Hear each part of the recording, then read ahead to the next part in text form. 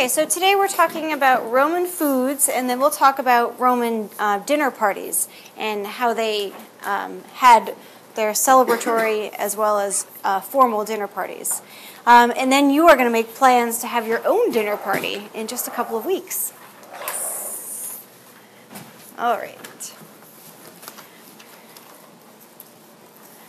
All right, so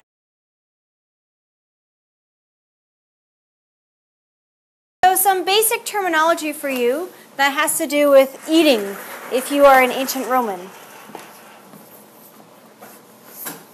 The first one is the word essurio, which means I'm hungry. And if you're hungry, you would do the verb edo, edere, edi, essus, which is to eat. What conjugation is edere?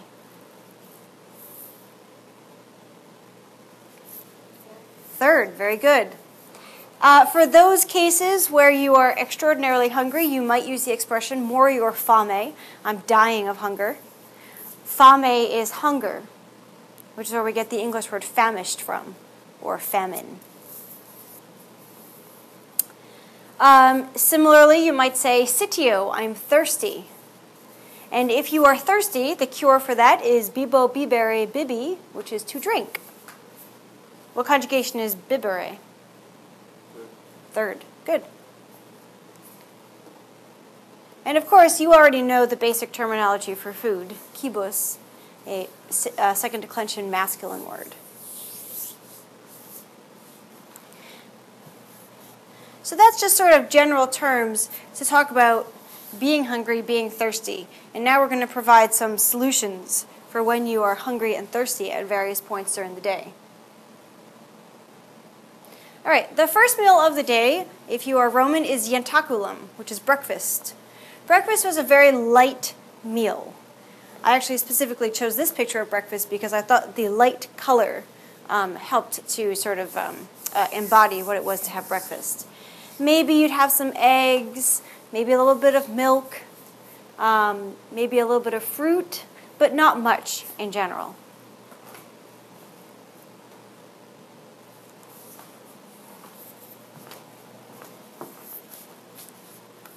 In the middle of the day, you would have prandium, which is lunch. This is not a Roman lunch. This is an American, like, elementary school lunch. But prandium is our lunch term. Both the words for breakfast and lunch are neuter. But then, of course, does anybody know the word for dinner? Yep. Kenai is dinner, which is a first declension. This is sort of in keeping with sort of the theory, I suppose, that a lot of Roman nouns had a gender that was sort of socially associated with it. We were just talking about this in Latin 1 yesterday. So, for example, the third declension word rex means king. So a king would be a masculine commodity. But things that have to do with like life-giving and life-supporting, those tended to be feminine things. So here you have dinner, which in Rome was sort of the most important and the most superfluous meal of the day. And that is a feminine concept of dinner.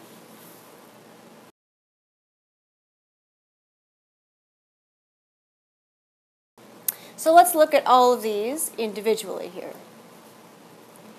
So as we said before, ientaculum is a small meal that you would have first thing in the morning.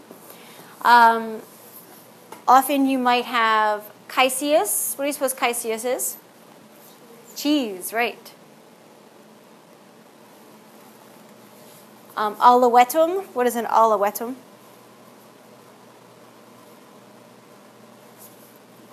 Yes, very good. Olives were a staple product in Rome. They not only made olive oil, but you would eat them as just singular olives. So there was Cato the Elder.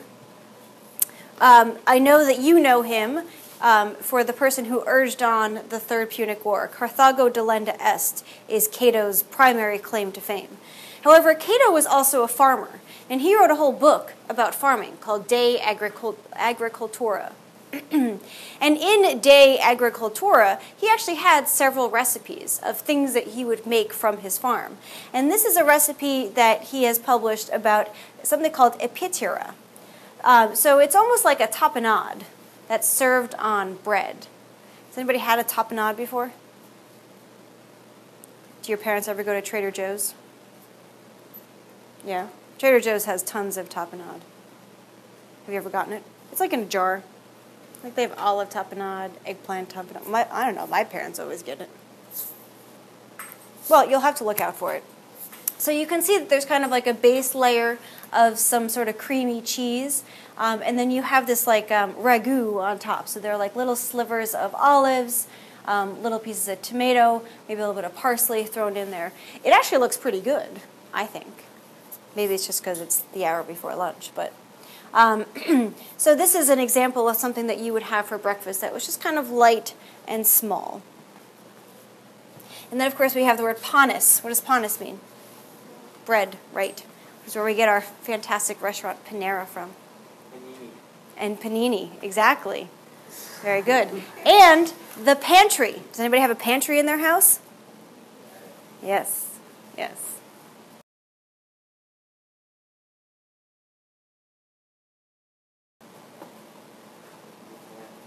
All right, prandium is our lunchtime, and lunchtime, again, was not a really significant meal in terms of consumption. Sometimes you might have a bowl of barley, which you're probably like, what the heck is barley? But barley is really a grain that's used in a lot of our cereals today.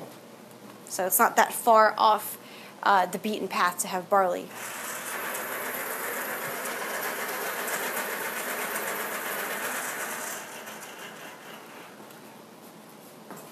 You might also have cold slices of meat, which was the origin of having cold cuts. How many people here have cold cuts for lunch? I do too sometimes. We have veggie cold cuts. I know. It's made from a soy protein. Of course, in their cold cuts version, they wouldn't have it, piled high on bread. So, the old boar's head image was not necessarily the way that the Romans ate it. But quite often, these cold slices of meat were leftovers from the dinner party the night before. So leftovers were a really big part of Romans' breakfast and lunch. And then, of course, you'd have a little wine. Wine was quite often diluted with water, especially during the daytime. Wine got more pure and more concentrated, I suppose, with each passing meal.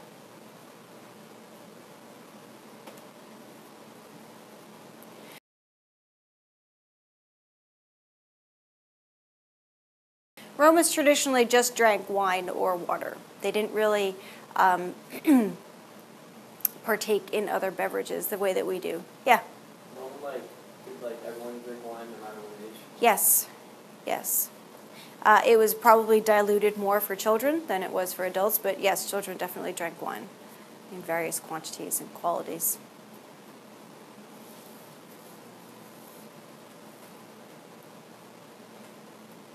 All right, so now we get to cena, which is dinner. One of the most interesting things about dinner is that it began around 3 o'clock in the afternoon. Just to keep it in perspective, when did the Roman day start, approximately? Sunrise, right, which can be traced to about what time? Our time. Don't think of daylight savings. John? Yeah, mostly it's like 6 o'clock. And then, of course, Roman time was measured by the hour. It was not measured by, the half hour or the quarter hour or anything like that. So at 6 o'clock in the morning to about 7 o'clock in the morning, whenever the sun rose, Gesundheit, you would have the first hour of the day. And then from 7 to 8 is the second hour, etc. So what hour is 3 p.m.? You can count on your fingers if you need to. What hour of the day? 6 to 7 is the first hour. 7 to 8 is the second. It is the 9th hour. Good. Um,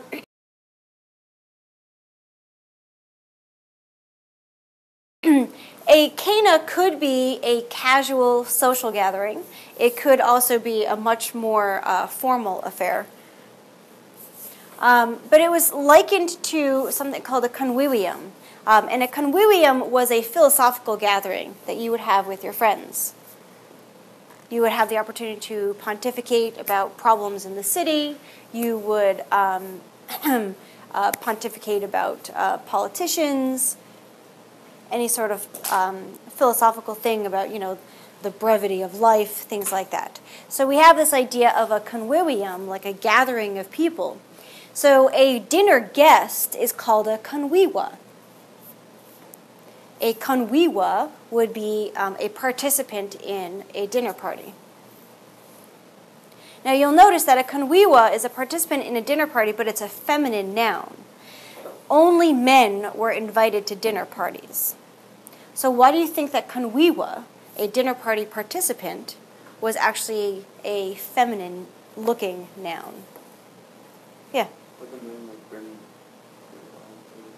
Actually, no. Wives were not allowed. Women had to stay in the back. It was very unfortunate.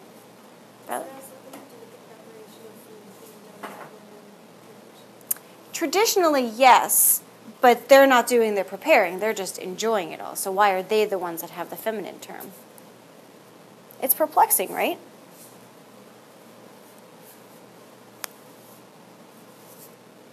Danny? Because back to the other point where you mentioned women have feminine nouns are spiritual things more like it, and I don't know. Okay. It seems just Okay. Yeah, so then maybe the femininity of the noun is linked to the nature of having conversation and the spirit of it versus the people who are actually having the conversation. Does that kind of make sense? It's not a bad theory. All right. We say that it began around 3 p.m. You should know that the Roman workday ended shortly before this. So the Romans would leave work around 1 or so. Most often they would go to the bathhouses and get clean and begin this process of socialization. And then around 3 p.m., that's when the dinner party would start.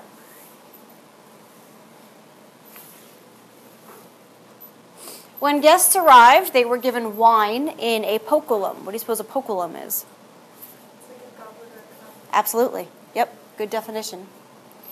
Quite often you would have several different kinds of wine at one dinner party, but the finest vintage was always reserved for the guest of honor and the host. A vintage of wine, just so that we're all on the same page here, the vintage has to do with where the grapes come from and when they were harvested. So in America in 2015, you might enjoy not you, but an adult might enjoy a white wine that is made from green grapes from California, and they were harvested in 2010. So, it has to do with when they were produced and where they were produced. Today, also, the idea of vintage has to do with the winemaker and who's in charge of the whole winemaking process. So the finest one they had would go to the person who is the guest of honor. So at each dinner party, you had a host, and then you had a whole series of guests. And then there was a very interesting relationship, but we'll talk about that in a little bit, too.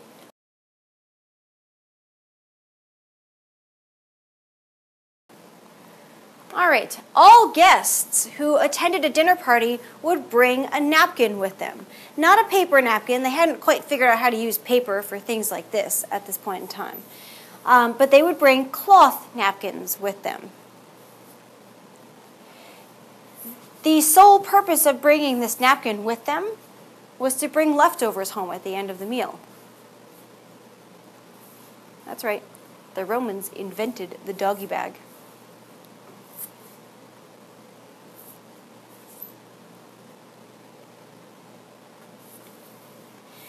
Sometimes a dinner party would go for quite some time, and there would be so much conversation that the participants in the dinner party, the convivi, wouldn't necessarily have even a chance to finish all the food that had been prepared for them. So in some cases, you would take home like freshly cooked but unserved food to act as your sort of leftovers. But sometimes they were the scraps of things that you didn't finish or the excess of things that other people didn't finish. There was a Roman poet, Catullus, and I think we might have mentioned him at least once this year. He's a really fun poet because he's very, very emotional. And in all of his poems, he either loves something ferociously or he hates something ferociously. And in his 12th poem, he actually is railing against a dinner party guest that he had. So the situation is as follows. He has a dinner party. Some dinner party guest forgets his napkin.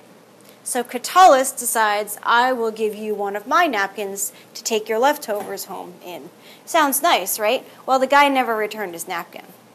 And as we said, these are like woven cloths. These are not like a paper napkin that you get from Stop and Shop. So Catullus is railing against this guy because not only did he not return his napkin, but that is one of his favorite napkins. And it was given to him by friends of his. And so it's not just a napkin, it's a symbol of his friendship with these guys. How dare you walk out of my house and not return that thing? That's Catullus. He's a hoot. Sometimes you might even get your own napkin as part of like a party favor, some sort of like parting gift. So this is sort of similar to in 2015, where we have the tradition of, extensive weddings, and you get to go home with a party gift. And in some wedding traditions, you actually, in some families, they actually give you a piece of the wedding cake to take home. So it seems kind of odd. I don't quite understand it myself, but at every wedding, there's like a big multi-tier wedding cake.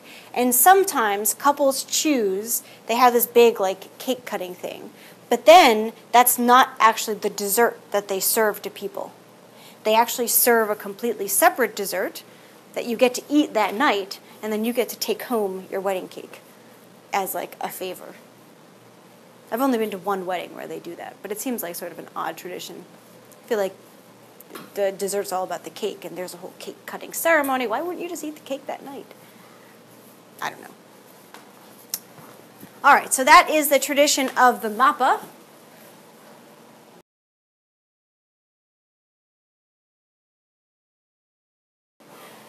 All right, guests to a dinner party often brought perfume with them. Seems odd, right? Except for the fact that dinner parties were really, really stinky. It was very, very smelly, particularly because one of the most used condiments in the Roman kitchen was something called garum, which is a fish sauce. It's sort of like a fishy version of soy sauce. It's a little bit thicker than soy sauce, too. Not that I know, because I've neither eaten it nor prepared it in my life. But this is called garum, or liquamen. And garum was used to season almost everything at a Roman dinner party. And so it was really kind of, stinky, fishy smell. So the guests would often bring perfume with them.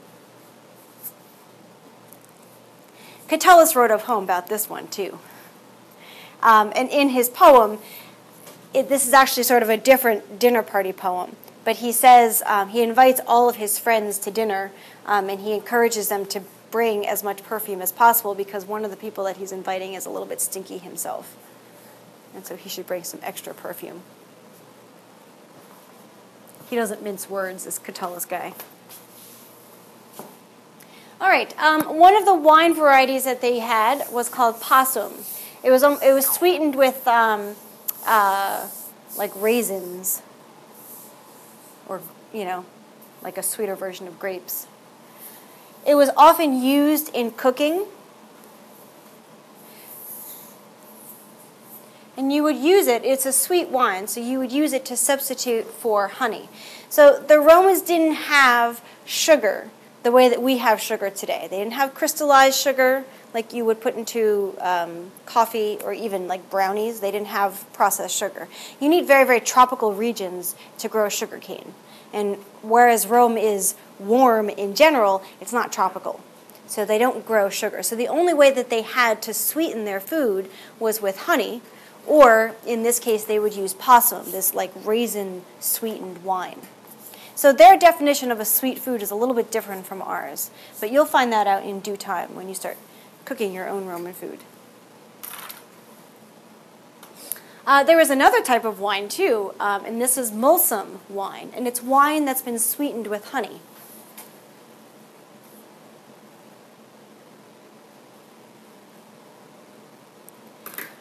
No wine was ever just sort of like, served as is. All the wine was prepared in some way, shape, or form.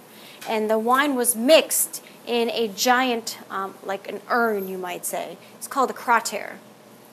So it was mixed there, and it was also stored there in these big, like, jugs. Now, interestingly, oh, whoops, sorry. Did not mean to go that far. All right. I was thinking at some point this year of going to the Metropolitan Museum of Art. Would anybody be interested in a trip there? Yes. All right. Fantastic. So at the Met, there are tons and tons of these craters to look at because a lot of them have really survived, like thousands of years. There are even craters from ancient Greece. I don't know if you can see the detail here, but every crater had some sort of story being told on it through the drawings that were there. So the drawings had to do with mythology, and they had to do with history. So there were a lot of war scenes, but there were a lot of gods and goddesses on the craters. It's kind of cool because you can really get a full sense for culture just by looking at the way that they stored something as simple and everyday as wine. But it's really interesting that stories like that get replicated in all these different areas of history, of their culture, rather.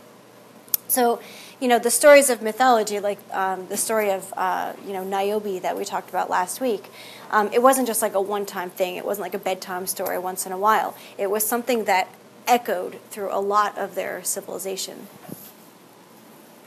All right, so let's get to the eating, shall we?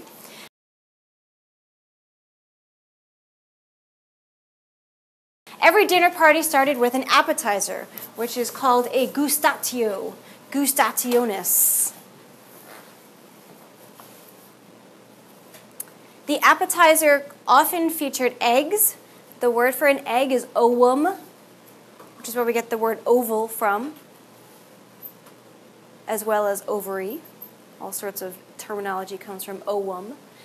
And it would also feature holus holaris, which is the word for vegetable.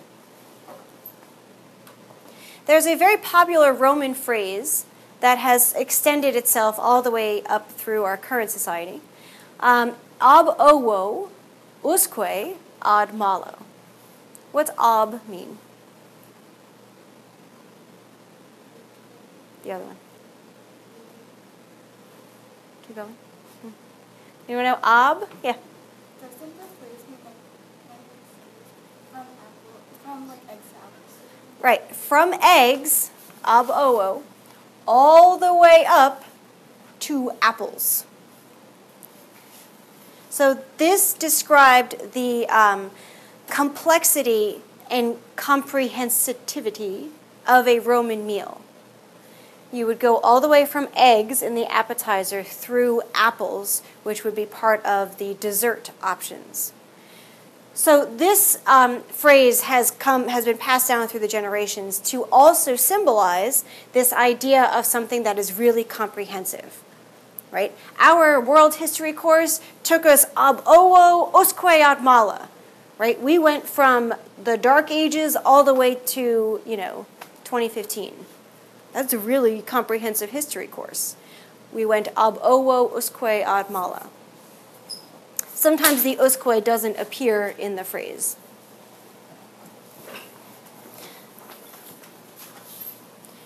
The gustatio might also feature some variety of salad. The most well-known Roman chef, you might say, was a guy by the name of Apicius. He is our only source in our current year of written recipes from the Romans. It's a little sad. he wrote down the recipes in either the 3rd or 4th century AD. I forget exactly when it was. But he has a recipe for salad in his works. Other people have like adaptations of Roman recipes. But in his recipe for salad, he cooks his lettuce, which sounds kind of weird. Yeah. Is there like no word for salad? Correct. Yeah. And then, of course, I'm sorry to say, but dormice would often serve as appetizers for the Romans.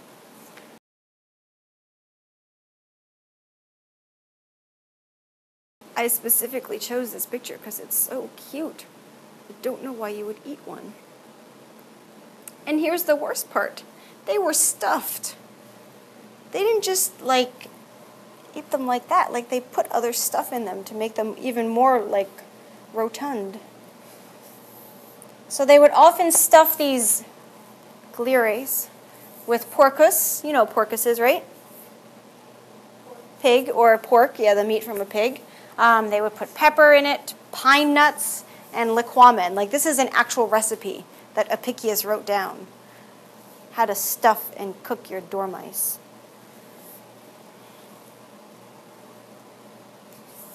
So cute. So, at the end of the fire chapter, when Aurelia doesn't give a hoot about people dying in the building, it's so that she can go buy some dormice to serve at the dinner party. Yes? Where did dormice, like, live? Not live, but like where they hunted? Were they hunted? I would assume fields. I don't know. Were they like in houses? Were they something that was found domestically that could be eaten? I don't know, to be honest. I don't know like where they inhabit. So if you find out the life of a dormouse, Danny? Were they like juicy? How would taste like chicken? I don't know. You're asking a Yes. I mean, my standards are a little different because I don't eat animals. But I'm going to assume, I mean, again, I don't eat meat and haven't in 14 years?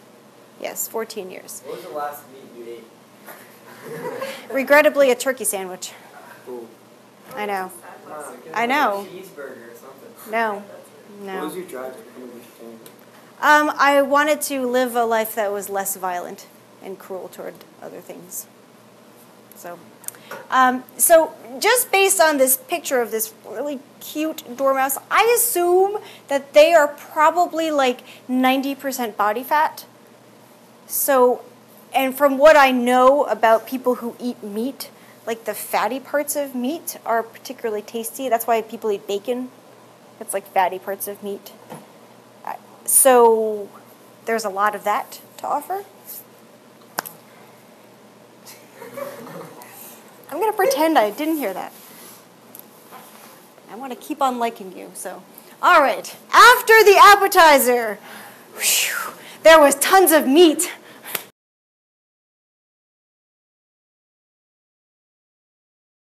Go figure. The main objective of the primary part of the meal was eating meat. The word for meat is caro carnis, which is where we get carnivore from. I'm an herbivore. Herba means grass. I don't just eat grass though, but I don't eat carnis. So some of the popularly eaten meats are locusta. What's a locusta? Yes. Wait, do you eat fish? I don't. If it has a mother or a face, I don't eat it. Piscis. What is a piscis? Fish. Yes. Pullus. Chicken. And what's a squilla? Shrimp. Exactly. Lots and lots of meat. This is also where we get the idea of a carnival from. If you've ever been to a carnival, the whole like turkey leg on a stick thing. Oh, that's Yeah, well, Disney World. Disney has them too? I don't think I noticed them. Oh, no, I did see Walk them. around with huge turkey legs. It's so Tommy, I saw you do it. It's actually even worse at Ren Fair if you go. Red Fair, their turkey legs. I don't know what kind of hormones they're giving their turkeys, but. So these are some of the popularly eaten foods. But wait, there's more. So, bubula is the word for the meat that comes from this animal. What's the name of this animal? Yeah. Well, yes, but the Latin is waka.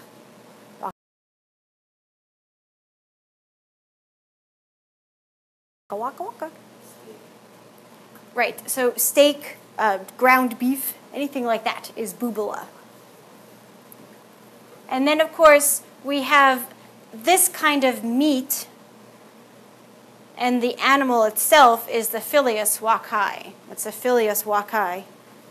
The son of a cow. The son of a cow. So what kind of animal is this? A calf. So what kind of meat do we get from a calf? Well, what kind of meat do you get from a calf? Veal.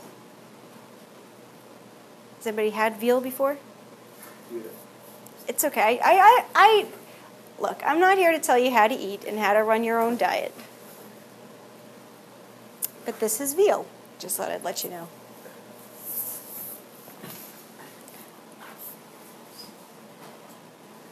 All right, as far as ingredients go, there were several ingredients that the Romans used in their cooking.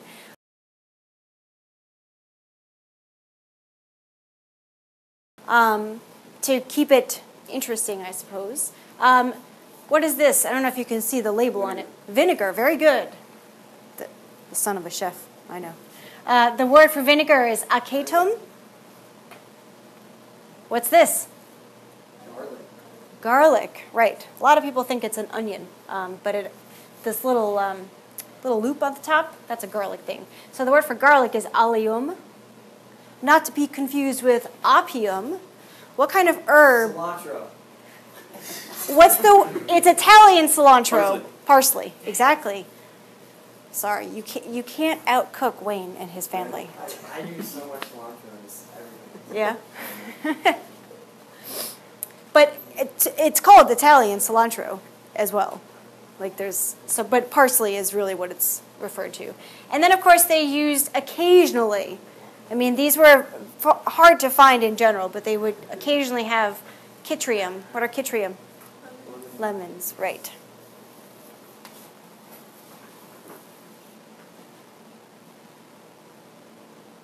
And of course, tons and tons of olera. Yay! Vegetables. No death involved. The Latin word for asparagus is asparagus. They had carrots and lettuce, all sorts of vegetables that are sort of native to our climate and that of a warmer climate as well. What's that? All right. After all the meat, if you have any room, there is a sweet dessert-like course.